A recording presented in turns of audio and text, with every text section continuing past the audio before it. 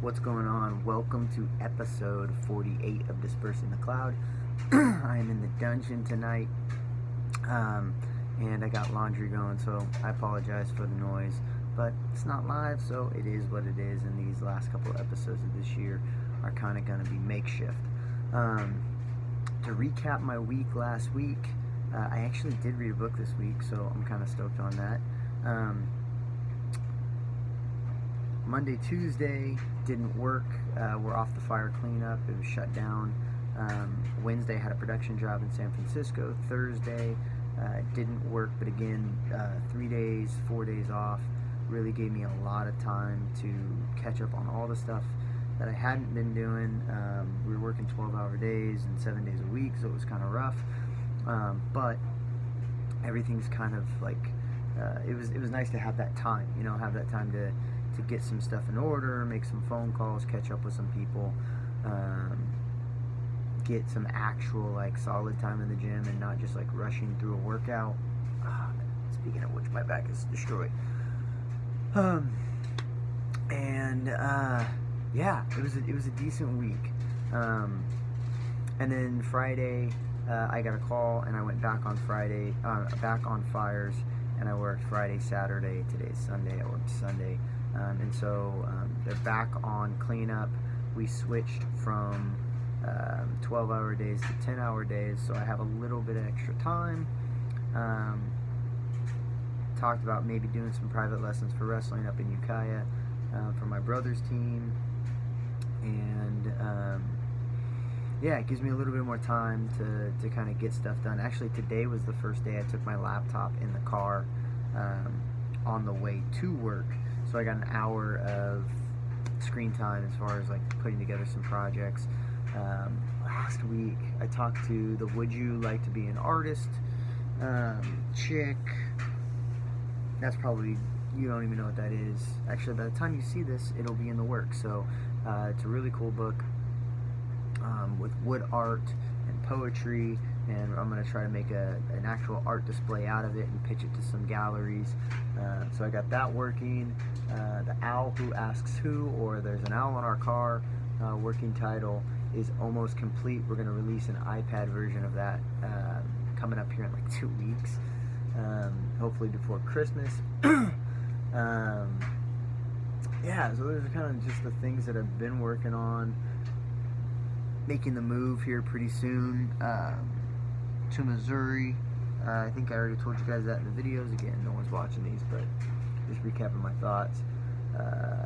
January, February, March, it's a slow move out there. I think I already turned in the proposal to the church that I'm going to be playing for out there for my time frame of moving out there. And they're getting back to me to see if that is acceptable or not. So that's still going down, but finances are kicking butt. They're paying me a buttload of money to work on these fire cleanups. So in 3 weeks, I think I'll be completely out of debt, which would be awesome. And I've talked a lot this last year about money and managing it correctly, and being able to, the stuff that I've learned in the last year has really come in handy in the last 3 weeks of game planning for where this substantial income is going, how it's being taxed, what I'm claiming as it comes in, how I'm planning for January, February, March. Talking to my mortgage broker right now, and my realtor, and just everything that I've accumulated over this last year reading has really come in handy and kind of prepared me for this moment, which is pretty awesome. Now I'm just trying to execute on that. So the proof's in the pudding, so we'll see how it all plays out, and how finicky these fires are. I mean, anything can happen with this opportunity going away and me having to change the game plan. But I'm joking with my buddy Jimmy, who got me this job. I'm actually technically working for him on one of his crews. I'm always saying I'm malleable. He always tells me almost every day, he's like, man, it's going good, but I don't know how long it's gonna last, and all these different things, and we might cut down, we might ramp up, I just don't know. And I always laugh. I said, dude, I don't worry about it. One, I'm trusting in Christ to handle all my stuff. And two, I'm malleable. I got no problems moving in and out and changing the plan on a fly. Anyway, it's been a good week. I got to read a book. So on the job site, I'm going to be able to knock out books now. On the job site, I can listen to Audible some. I could probably get maybe 1 or 2 hours a day of listening in. I'm having to backtrack a lot on the books, but if it's a slower day of us needing, sometimes we have trucking issues where we can't get trucks, and I have to do a lot of sweeping. I think I've like swept every street in friggin' Sonoma. But during that time, I can get a couple hours of Audible, and that's how I finished this book, Divine Direction.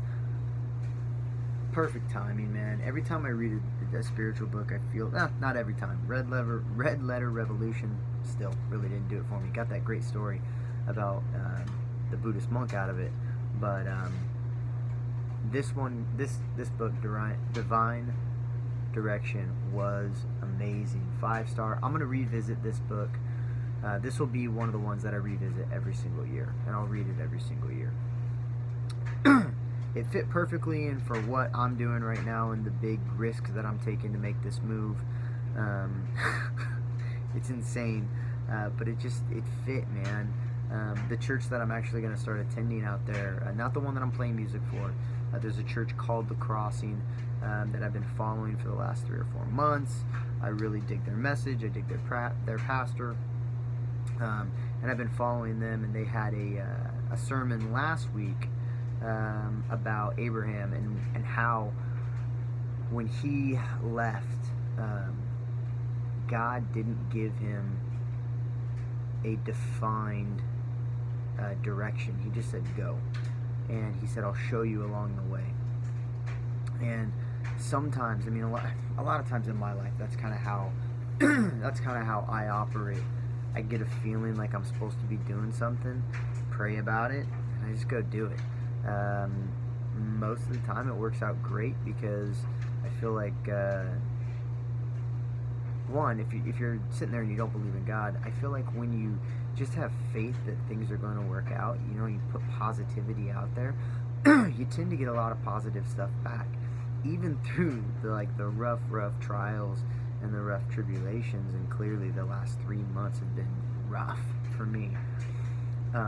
What comes out of it, if you're able to have the perspective to see what really comes out of it, you realize that you come out better, stronger, faster. Charles Duhigg, that was a plug to his book. But you come out so much better on the other side, and stronger and more capable, and more able to empathize with people with their own situations. And yeah, it's just been a great week for me, and all the above. So Divine Direction talked about Abraham as well, and how the exact same story and the exact same points. Sometimes when God asks you to move, or asks you to go, or asks you to do things, it's very, very difficult. The title of the chapter was Ruth or Dare.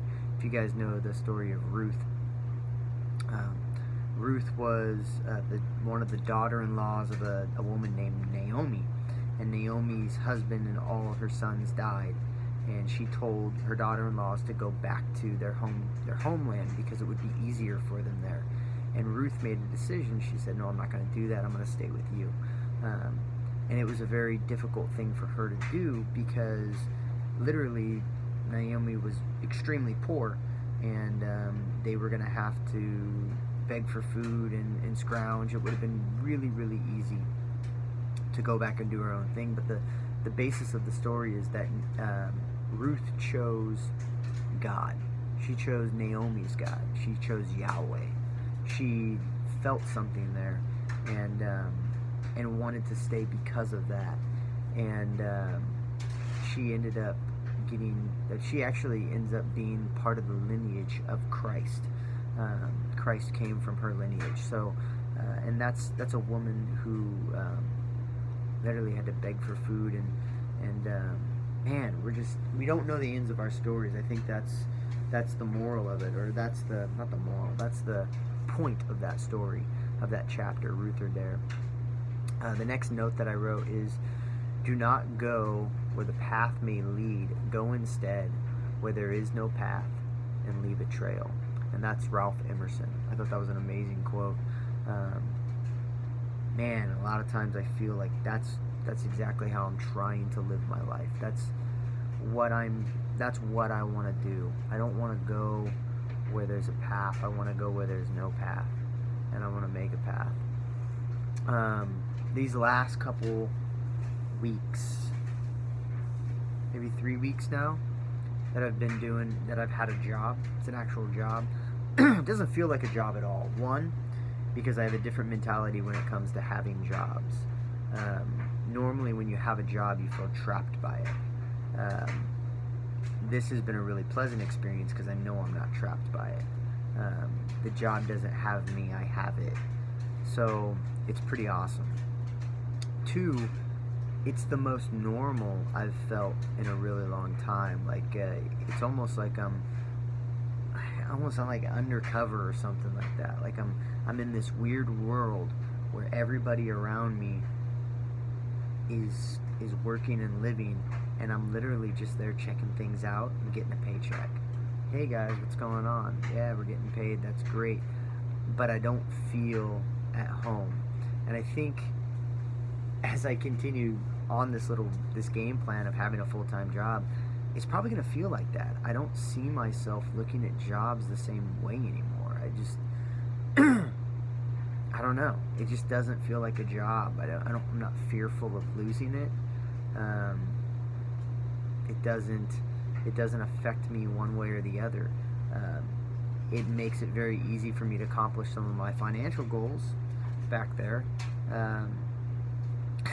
I'm crushing it right now as far as like pulling in money. It's ridiculous, but it's just a weird feeling. It just doesn't feel like a job. I could stay here at this job and I actually could chase disasters and do hazmat cleanup all over the U.S. probably for the next like 10, 15 years and make 150, 160 grand a year doing this with what they pay you. And it's not terribly hard work. Anybody who could push a broom and tell a truck to back up could do it. But it just doesn't feel very restrictive. I don't know. I think it's because the last 3 years I've done my own thing and I know I can survive on my own, so I don't feel trapped by it. So it's an interesting insight. I just kind of bird walked there on you guys. I apologize. Not that you're watching yet.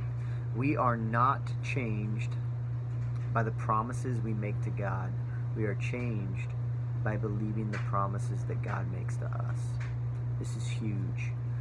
A lot of times we make promises to God. I don't know if you've ever made promises to God. God, if you do this, I promise you I'll do this. If you do this, I promise you that I'll do X, Y, Z. In my younger life, I did a lot of that. And sometimes, in moments of weakness, I find myself doing that now as an adult. But I think this statement is very, very huge when we understand the implications. I just made up a word. Implications of what it's saying. I like the phrase, your faith is a reflection of what you truly believe. And I don't have a lot of faith. And you probably just don't truly believe those things, because faith is easy if you actually believe something. If I'm jumping off a cliff into water, I have faith that the water's not going to break my legs, right? Because I know that water doesn't do that. So it's not faith. Like, I believe what water does. When God tells you to do something, it sounds crazy. Man, you had to have a lot of faith to do that. At this point, I don't even feel like it's faith anymore. I just feel like it's something that I just do because I believe that He's telling me to do it, and regardless of how it turns out, I'm like, well, I guess that's what you wanted. But we are really changed by believing the promises that God makes to us when He makes us a promise. And if any of you have ever taken the time to pray and ever taken the time to really just be quiet and listen to and trying to do what you think God's asking you to do, because that's the best you can do. You know, He's not going to come down and be like, "Hey Sam, like totally go do this." That'd be nice, but that's just not how it works. You know, He just kind of nudges you in certain directions, and you either go with it or you don't, or you feel like He is and you jump. But those instances, they change us, and the more that we do that, the bigger our faith grows, and the bigger our boldness grows, and the more likely we are to drop everything that we're doing and just move to another state on a whim, because you feel like God's nudging you in that direction. Is it a calling on your life to go live there for the rest of your life? No, probably not. But it's definitely a nudging, and sometimes you just got to go and see what He wants from you there, you know? Even if it is for a couple years, and figure out why He's pushing you in that direction, and what's going to happen there. And then for someone like me who just kind of flies and feeds off adventure, like, I'm down. I always joke with my friends, I want to take over the world. You can't take over the world from your hometown. I don't know what took me so long. Next quote. You don't need details, you need faith. And I think that goes back to what I just mentioned. A lot of times you just need to go. I don't need to know why I'm going, where I'm going, how I'm going. I still don't have a full-time job in Missouri, and I've already committed to a church for 2 years, part-time. They're not paying me nothing. Give me like, I won't tell you what they're giving me. I could live for like three months off what they're giving me. But it's not about what they're giving me. It's not about money.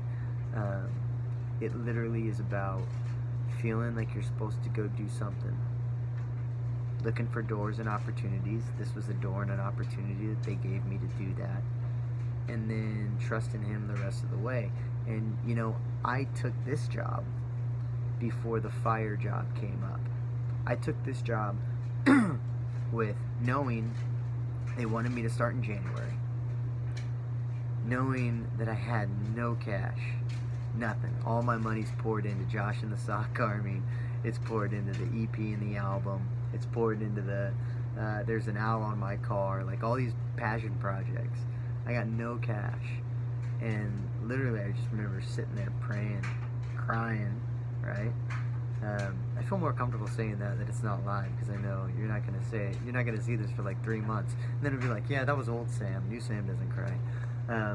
Just crying out to God, like, I feel like you want me to do this, but I didn't have any money. Grandma, you gotta pay your taxes. That's a Happy Gilmore quote for those of you who just got lost. I have no money. I said, you gotta fix this problem. If you really want me to go to Missouri, if you really want me to change my life, uproot everything, and bounce, you gotta fix my money problem. I ain't never made so much money that I've made in the last 3 weeks. And he answered the money question. And so it's just like things like that. It's just like, all right, you're providing a way for me to do this. And then last week the fires get shut down, right? And I think, okay, well now I'm not going to have money to go, but you gave me a pretty good chunk in 3 weeks, and at least I can fly out there now. So am I supposed to fly out there in January with no full-time job and you'll take care of that? Like, I'm down. So you don't need details, you just need faith. The last part of this was pretty awesome, and I think it feeds into the other stuff, because I think everything's kind of connected, especially when it comes to church and when it comes to religiosity and all that nonsense, which I hate religion, but I definitely love Jesus. So if you're like me and you hate religion, you should just check out the Bible for yourself, and you'll be blown away. So are you a consumer or are you a contributor of religion? If you are a consumer, guilty by the way, I've done this, you're a church shopper, You're looking for what fits you. You know, I'm looking for, I really like the music, but I didn't like the pastor. Oh, I really like the teaching. The teaching was awesome, but the music was horrible.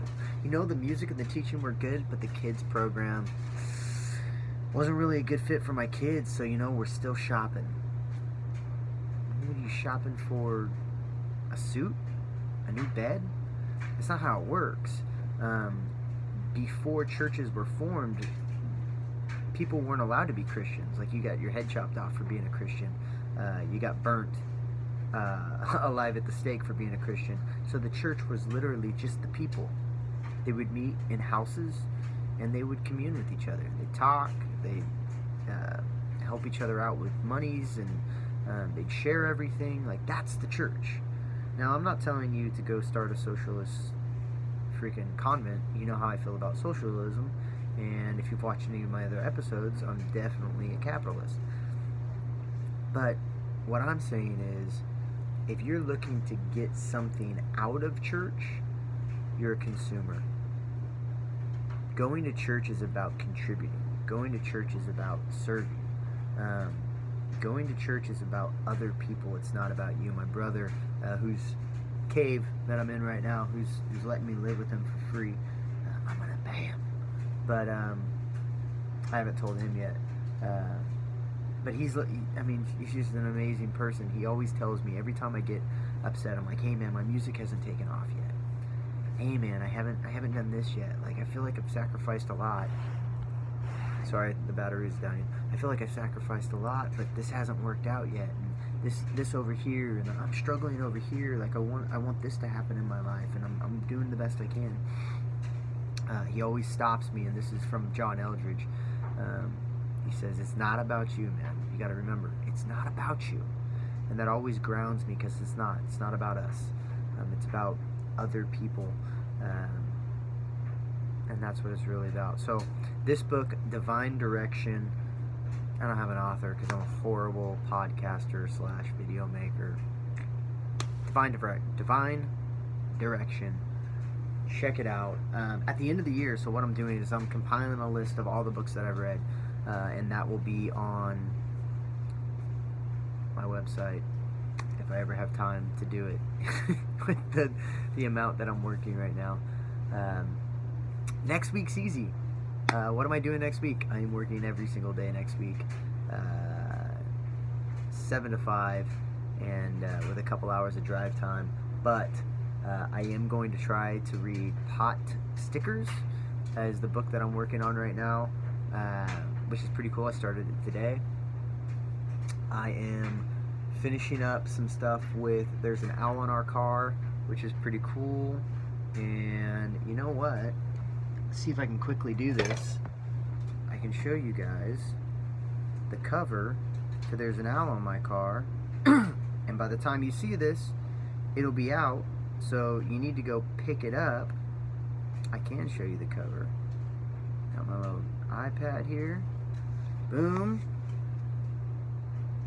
Let me make it regular size. My buddy's wife, Melanie Coggin, did the artwork. Let's see if I can get it to focus in. Hold on. There we go. Boom. Oh, it's backwards. That's okay. We're filming backwards. There's an owl on our car. Ba-bam. I'm pumped about it. It'll probably get released mid-December. Definitely by the time you guys see this, because I'm probably going to start posting again mid-January or mid-February. Haven't decided yet. But I'll keep the videos going, and Dispersing the Cloud will come back strong with multiple camera views and all the other stuff that we're doing with Sling Studio. And I'm pumped about the comeback, because the comeback's going to be strong. Awesome. Let's head down on a plane. I am going to be doing a lot of flying. That could happen too. Talk to you guys soon.